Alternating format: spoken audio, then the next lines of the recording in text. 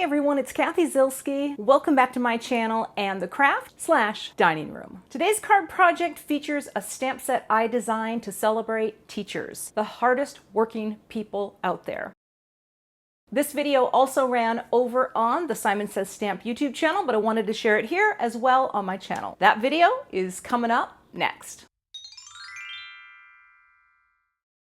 Today I'll show you how I created this clean and simple card using a stencil, a few inks, and a bit of masking. There's a little bit of setup, but once you get going, you'll be surprised at how quickly a clean and simple design like this comes together. Let's take a look at the supplies I'm using. I've got a few inks set aside here, and the stamp set is called Teacher Thank Yous. I'm also going to be using the Slimline floral border to create flowers and grass. I wasn't sure if I was going to add clouds or not because you can do clouds and ground with this, which is kind of cool. So I did pull out some Malibu, but as you'll see, I opted not to do that today.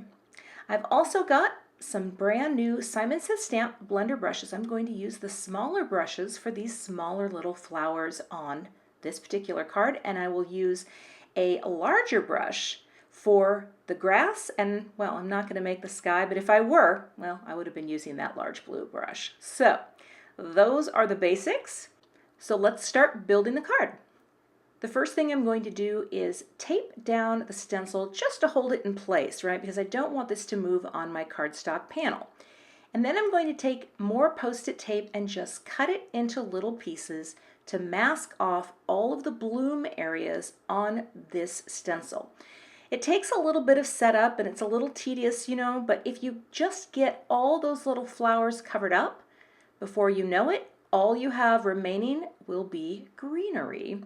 And then you're ready to add the grass and the leaves. I'm using Jellybean Green, and I love this color for greenery. I'm not doing any other color. I'm keeping this very simple. And I'll tap off here and start blending on the color. I like to use my Pawsitively Everything tool because it holds my stamp pads while I ink up, which is nice when I'm holding my other hand down on my stencil. Gives me, well, almost an extra hand, sort of. Anywho, we're blending on the color. We've got our leaves. I'll build up a little more color just around the edge of where the grass meets the stems. And now, it's almost time to switch out the tape.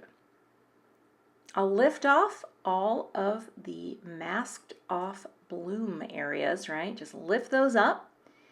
And then I'll repeat the process of masking, but this time we're going to mask off all of the greenery, right? Because now we want to isolate our blooms. So, got everything pieced into place, and you can use some of the same masking tape or Post-it note or whatever you have. But now I'm going to use a little Rose Apple. And again, the smaller brush is just so nice for these little areas.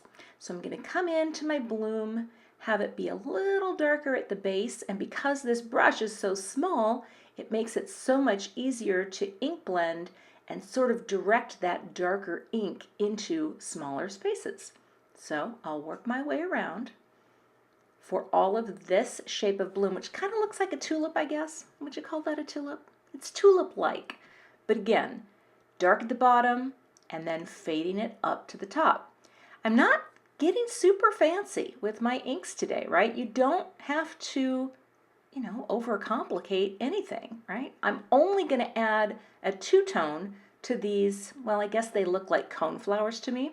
So I'm going to bring in that same Rose Apple at the top of the cone flower shape and then come in with my orange, which is Clementine, up from the bottom until they meet and sort of gently blend them together.